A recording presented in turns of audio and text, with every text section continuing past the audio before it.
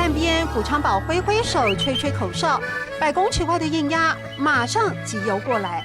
这段人与燕鸭的缘分始于7年前一次偶然。一开始2只，对啊，它就来这边游泳啊，游泳看到很漂亮。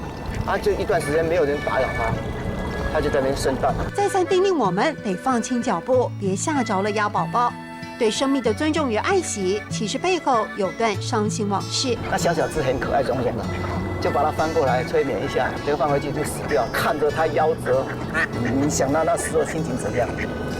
后来就不敢了。在古昌堡悉心照顾下，这群燕鸭已经繁衍了12代，还跟附近的白鹭鸶成了好朋友。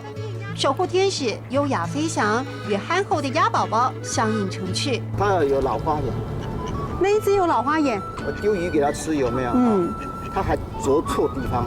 古昌堡细数每只鸭宝宝的不同性格，被邻居戏称为鸭爸爸，也不以为意。你爱去哪？你要去哪里？我来看鸭呗。来看鸭子啦。喂燕鸭如今成了古昌堡每天必不可少的活动。夕阳余晖中，看着鸭宝宝自在悠游，再多的辛苦都烟消云散。